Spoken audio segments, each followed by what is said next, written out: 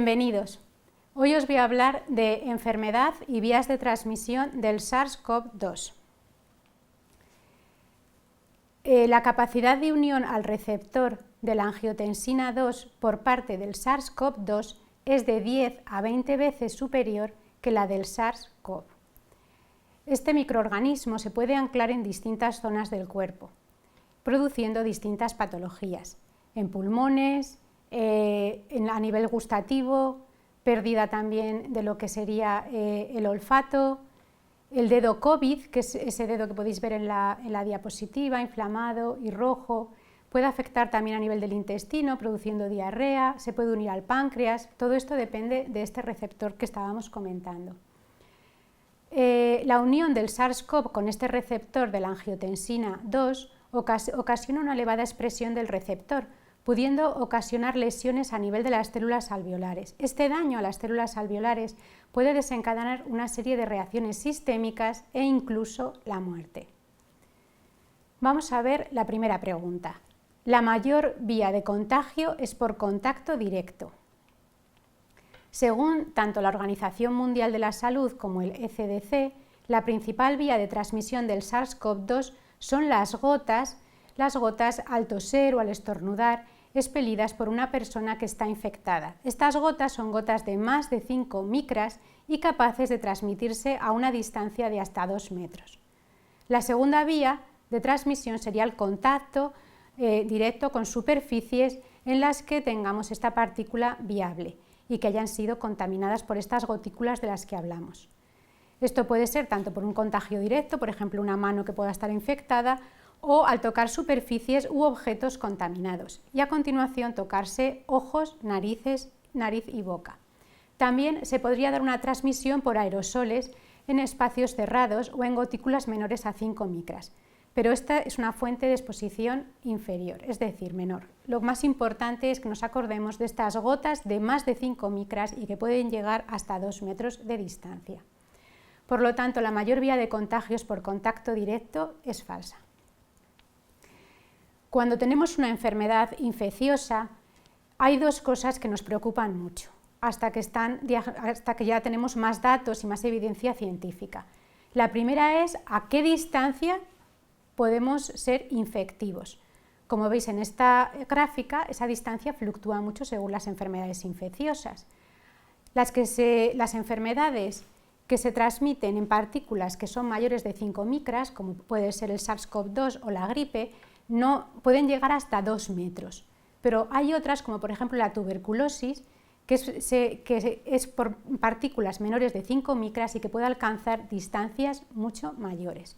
La otra cosa importante es el número básico de reproducción, que es el R0, y os voy a comentar de qué se trata. En el caso del sarampión, una persona infectada podría infectar hasta 18 personas, es decir, que es una enfermedad altamente contagiosa.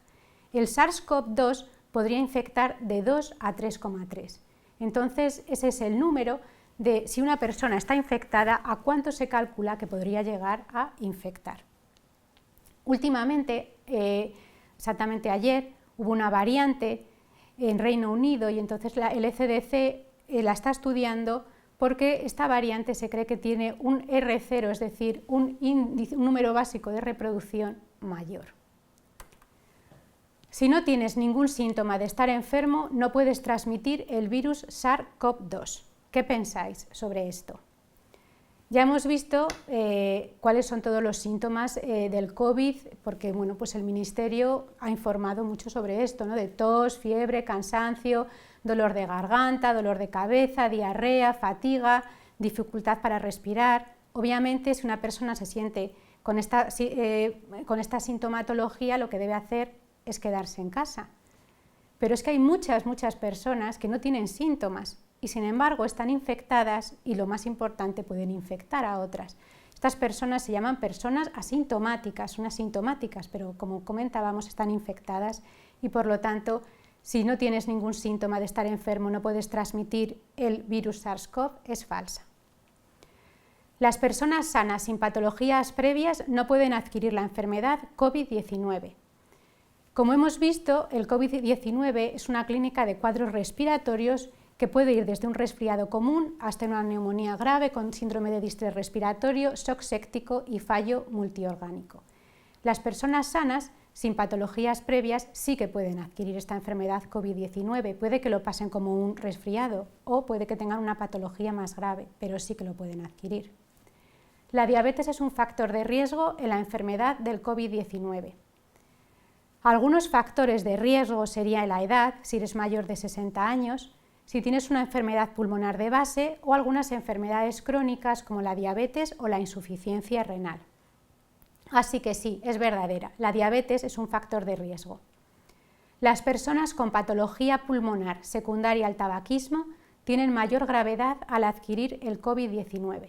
Esto es verdadero, así que mejor fuera tabaco, no solamente por el COVID-19, sino por múltiples patologías que todos conocemos.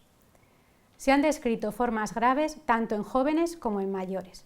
Para esto vamos a mirar esta diapositiva del Ministerio que tenemos acumulados todos los casos a partir del 10 de mayo del 2020. En la gráfica podéis observar cómo en los niños de 2 años hemos tenido 19.181 casos. De esos casos han necesitado un ingreso hospitalario un 2,4%, que son 462, 17 en UCI y 10 defunciones. Sin embargo, si vemos ahora el grupo de los mayores de 80 años, vemos que tenemos 99.705, de estos un 29% requirieron un ingreso hospitalario, 0,6550 UCI y hubo 12.653 defunciones.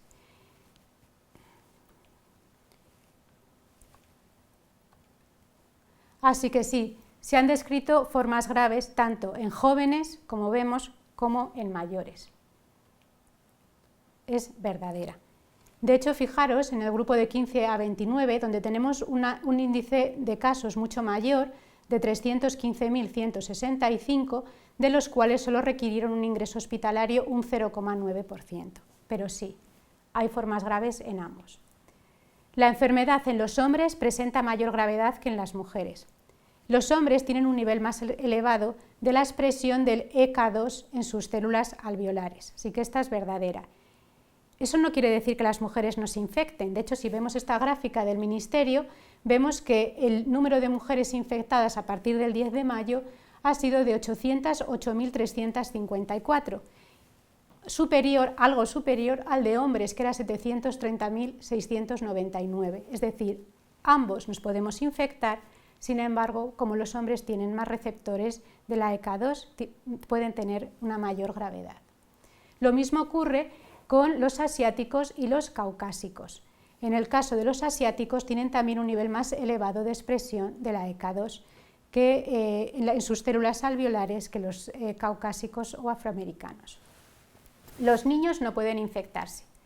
Volvemos a la misma gráfica y ya vemos que efectivamente sí, los niños se pueden infectar. De hecho, en el rango de 2 a 4 años hemos tenido 28.203 casos con 166 hospitalizados, 8 UCIs y una defunción. En esta gráfica vemos perfectamente cómo es la distribución de la infección, en la primera gráfica, por los distintos rangos de edad y a continuación la hospitalización en verde, los ingresos en UCI y por último las defunciones. Vemos claramente cómo en el rango de más de 80 tenemos mayor ingreso, hospitalización, UCI y defunción. Los niños no pueden infectarse, por tanto es falso. La gripe estacional tiene una mortalidad mucho mayor que el COVID-19. La mortalidad que tiene el SARS-CoV-2 es del 2,5 al 4%. Y como veis en la gripe es de un 0,1%, así que no.